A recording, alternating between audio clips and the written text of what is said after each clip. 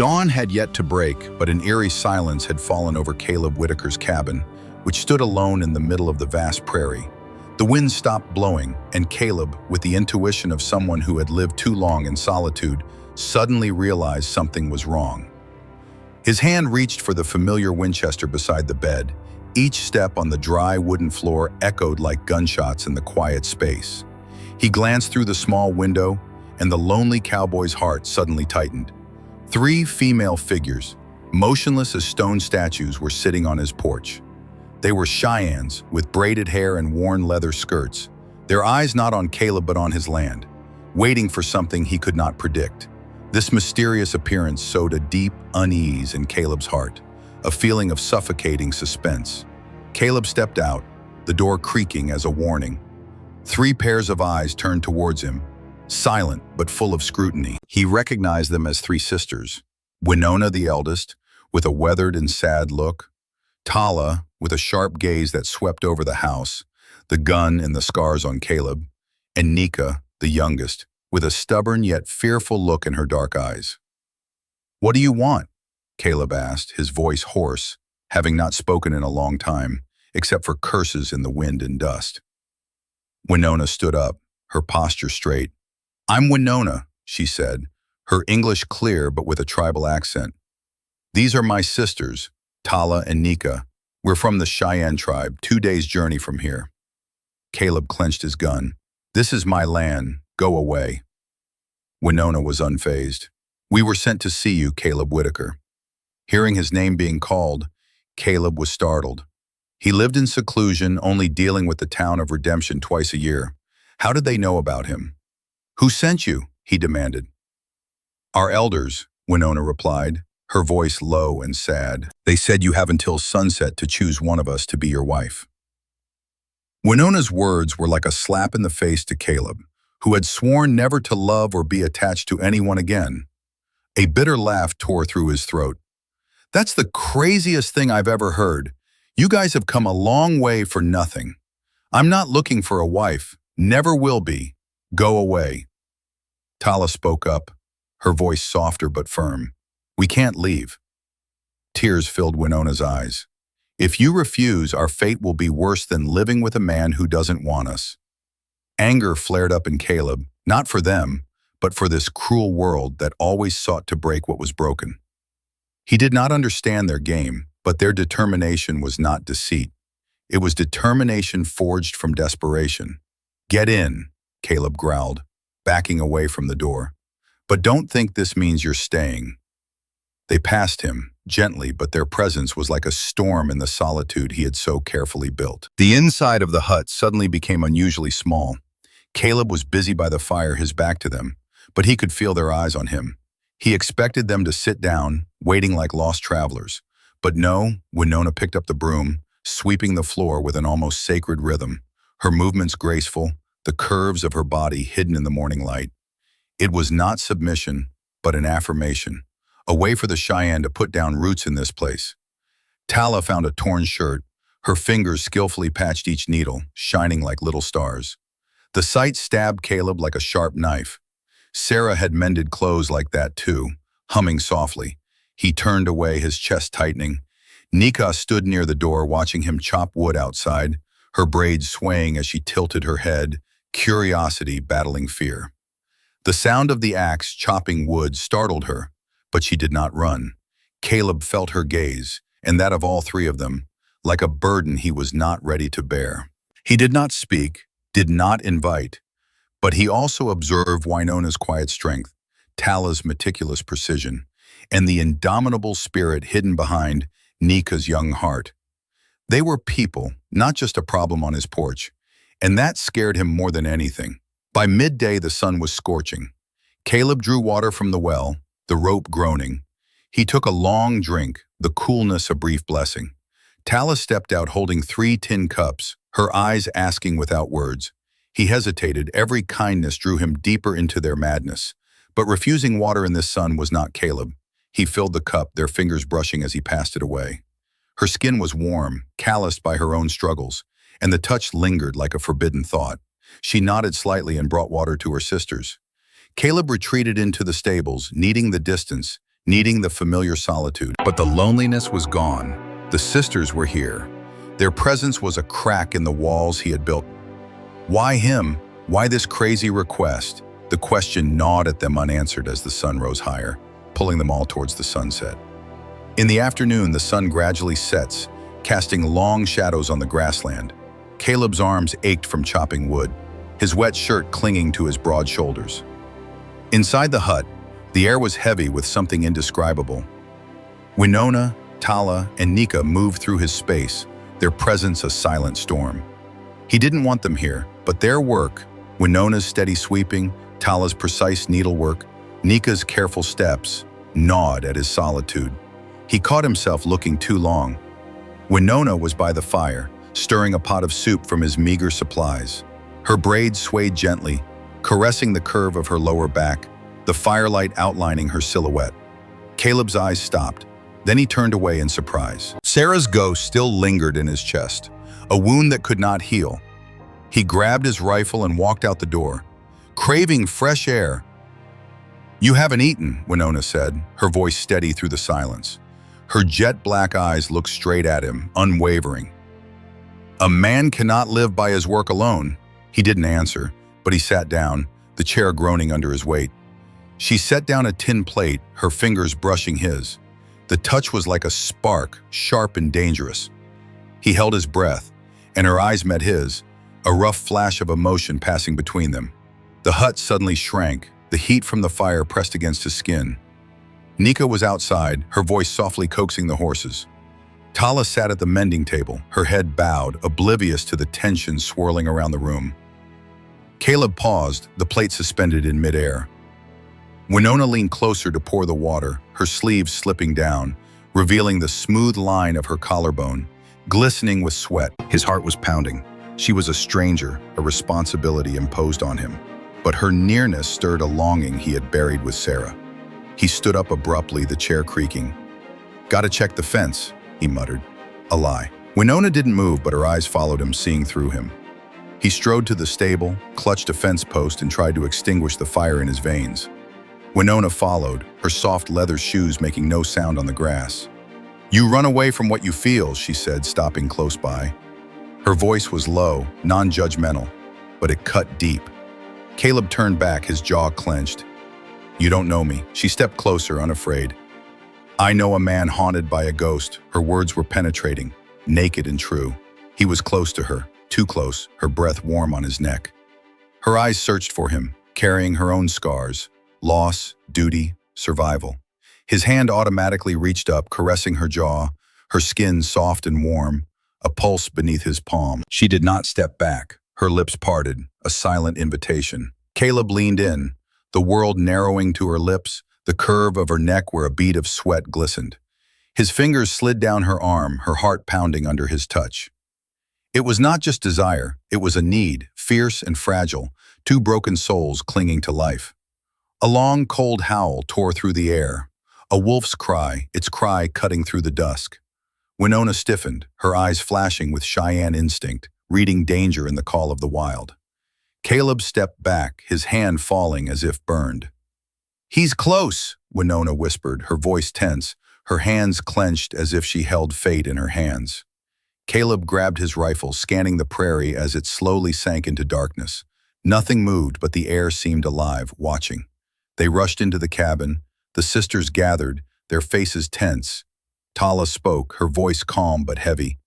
"Donovan has come to our lands, the lands your people left us. He wants water, wood, and a wife to take them all." Her eyes glanced quickly at Winona, who was standing like a statue. "Odcod, he chose her. Our elders saw his cruelty. They sent us to you, Caleb. A man has the right to own land, has a name. His laws can protect us where our laws fail." Caleb's stomach clenched. Donovan was more than a man, he was a predator. His shadow and news of him covered them all. He saw the truth now. The sisters were not invaders, they were sacrifices, sent to exchange one fate for another. Winona looked straight into his eyes, her strength a silent fire. "We're buying time," she said. "Time for him to find easier prey." Nika's voice trembled, but her chin remained proud. "He won't stop until he gets what he wants." Caleb looked at them. Winona's determination, Tala's clarity, Nika's fear-filled defiance. They are a family trapped, and he is their only shield. The burden weighed on him, as heavy as the rifle in his hand. The sun is almost setting. The sky is dyed red. Dusk was near, and with it, a confrontation he could not avoid. The sky is like a furnace. The sunset is red on the grassland. Caleb stood on the porch, the Winchester steady in his calloused hands. The hut behind him was a staunch stand against the world. Inside, Winona, Tala, and Nika whispered in Cheyenne, their voices a soft prayer like the wind on sacred ground. The wolf howl from earlier tore at Caleb's mind, a sign that Donovan was coming. This wasn't just about his land, it was about the women inside, the family he didn't ask for but couldn't turn his back on. The sound of galloping horses, 4 horsemen appeared from the horizon. Dust swirled like blood in the sunset. Donovan led the way, his coat flapping, his eyes cold as steel. His men spread out, pistols flashing, faces etched with greed. Caleb hid behind a pile of wooden crates, the porch railing serving as a shield. He called to his sisters in a soft voice, "Stay inside." Winona stepped out, knife in her belt, eyes blazing. "We stand with you," she said, her words tempered by the Cheyenne fire. Tala clutched an axe, Nika hugged a shovel, their defiance sharper than their fear. Donovan stopped his horse about 12 yards away, his smile a vicious cut. "Blackwood?" he hissed, his voice thick with menace. "My treasures are in there. Hand them over and you will keep your lonely grave." Caleb's jaw clenched, his rifle steady. "They are not property. They are my guests. You are on my land, Donovan." Donovan laughed, a sound like shattering glass. "A widower, posing as a savior. I have the papers, Blackwood. The rights to their water, their timber, and one of them for a wife. You are just a fool standing in my way." Caleb stepped forward, his eyes cold. "You talk about rights, but you're just a thief with a badge. These women are under my protection. Go away or you won't get anywhere."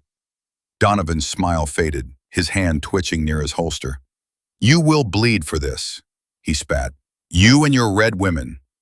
The insults cut deep, but Caleb was unfazed. "Call them that again and I'll bury you right here."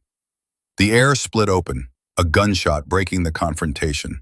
Donovan's men opened fire, bullets piercing the wooden crates. Caleb returned fire, the Winchester roaring, the shots kicking up dust. He knew this farm, every corner, every fence post, and he used them. He bent low and reloaded quickly. Winona knelt beside him, passing the bullet, her fingers steady, her breath a quiet fulcrum. Tala readied her axe. Nika's eyes darted, wary of flanking attackers. A bullet grazed Caleb's side, blood gushing hotly, but he fought on, his aim pushing back a thug. He clutched his shot arm. Donovan growled, his body wavering. He snatched a torch from his saddle and lit it with deliberate malice. The fire flared up, illuminating his face in a demonic light. "If I don't have them," he hissed, "then neither will you." He threw the burning torch into the stable. Dry grass caught fire, flames blazed, wooden walls engulfed the heart of the farm. Donovan turned his horse, his laughter a curse, and disappeared with his men into the sunset. Elab staggered, blood soaking his shirt, pain tearing at his side. Winona was there, tearing off her scarf to bandage his wound, her fingers shaking but steady, stroking his sweaty skin. Her eyes stared straight at him, fierce with fear and determination. Her loose braided hair framed her face in the firelight. "Come on," she whispered, her voice like an oath. Cheyenne pulled him back from the brink. He held her hand tightly, the touch a spark of life in his fading strength. Tala's voice rang out sharply. "Fire is consuming the stables." She scanned the farm, her grandmother's teachings guiding her to a clearing that might stop the spread. Nika ran off, pulling buckets of water from the well, water splashing over her arms, her small body fierce with purpose. Winona commanded, her voice steady. "Now, we save this place. We save all of us. Their Cheyenne blood runs hot. Their unity is a shield against ruin."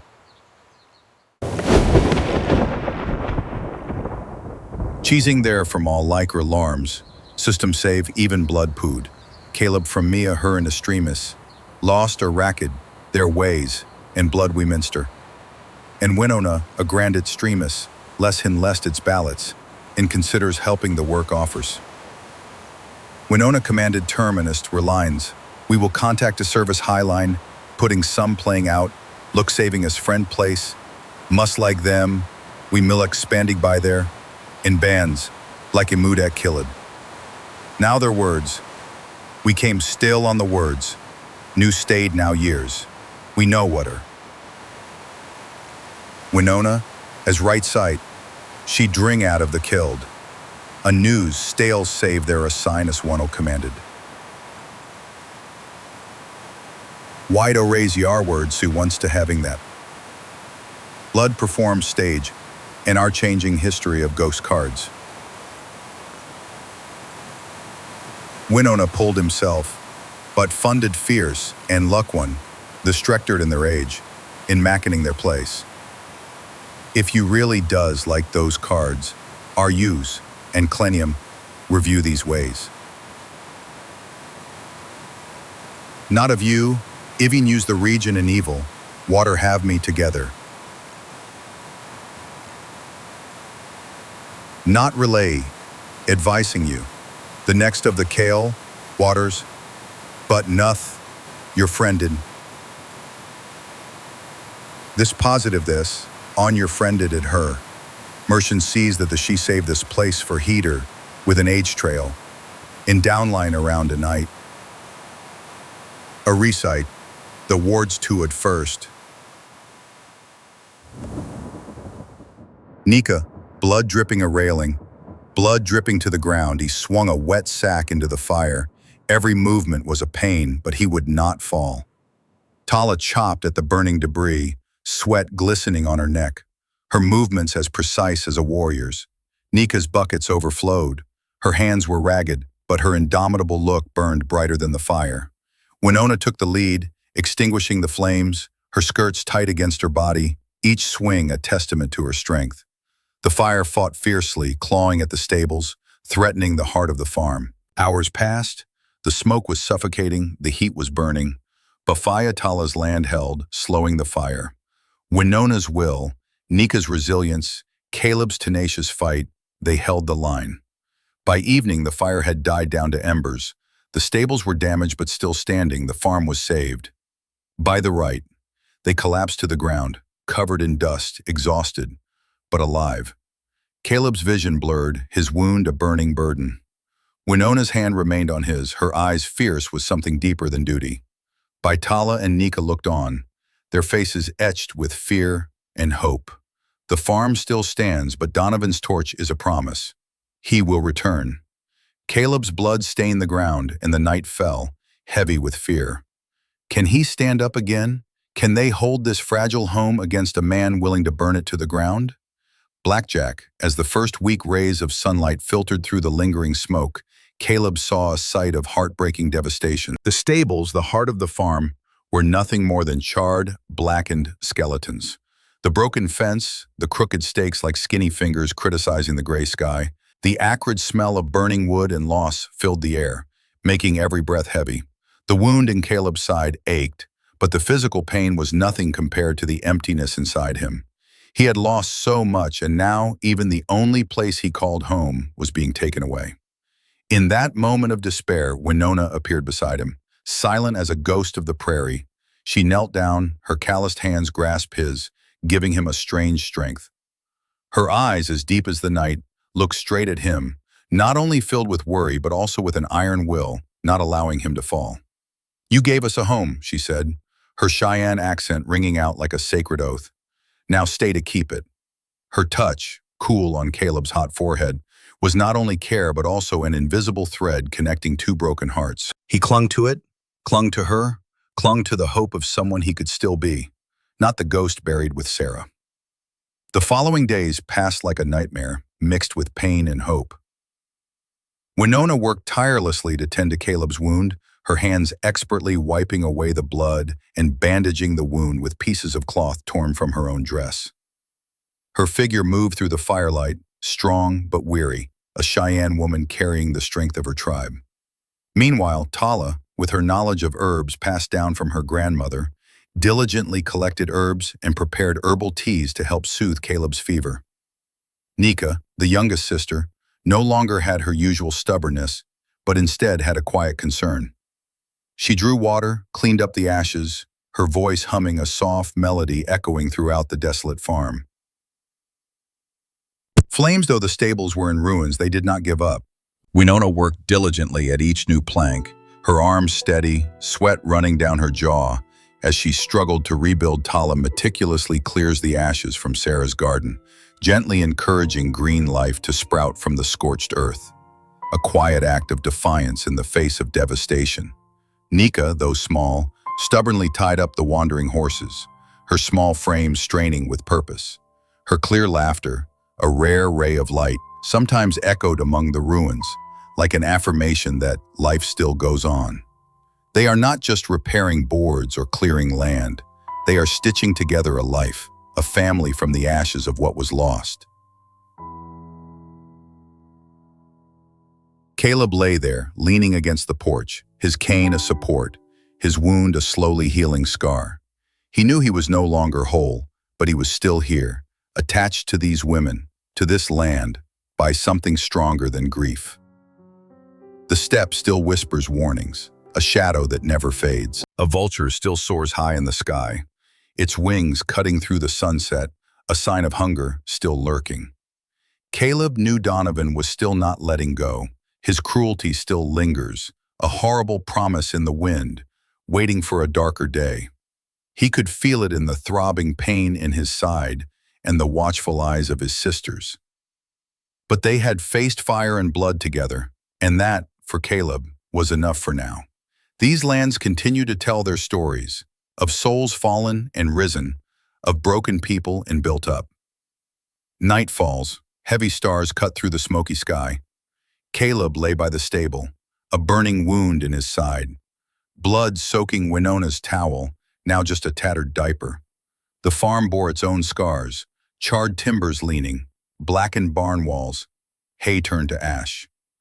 The stable fence was torn apart by bullets, and the air was heavy with the smell of burnt wood and loss. Winona knelt beside Caleb, her hands holding him tight, her eyes fierce with a will that would not let him fall. Tala and Nika held each other, their faces smeared with ash, their breathing ragged but still alive. The fire was out, but its price remained, etched into the land and into their souls. Caleb's vision wavered, but Winona's voice held him steady as rock. "You gave us a home," she said, her Cheyenne accent a silent vow. "Now stay, to keep it." Her fingers brushed his forehead, cool against feverish skin, a touch that was more than care, a bridge between two broken hearts. He clung to it, to her, to the man he could be, not the ghost he had buried with Sarah. As the days passed, pain held Caleb back from the world. Winona tended to his wound, her hands steady, wiping away the blood and bandaging it with cloth torn from her own dress. Her silhouette moved through the firelight, strong but weary, a Cheyenne woman carrying the strength of her tribe. Tala gathered herbs, her knowledge steeped in her grandmother's teachings, brewing teas that would ease Caleb's fever. Nika drew water to wipe away the dust, her indomitable expression now softened to concern, her voice humming a soft tune over the ruined farm. The stable was half gone, its frame like a skeleton against the sky. The stables let the horses roam, and the gardens were choked with ash. But they did not collapse.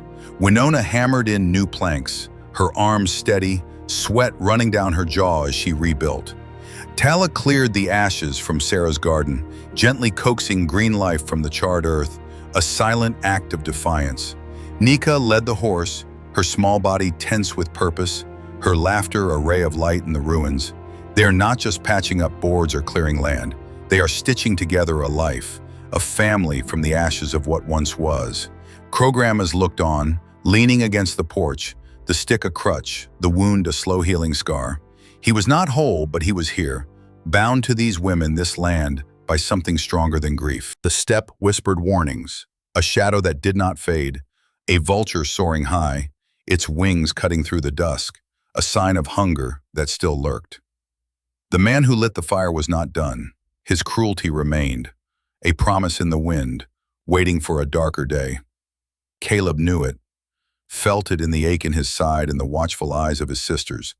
But they had faced fire and blood together, and that was enough for now. These lands hold their stories of souls fallen and risen, of people broken and built.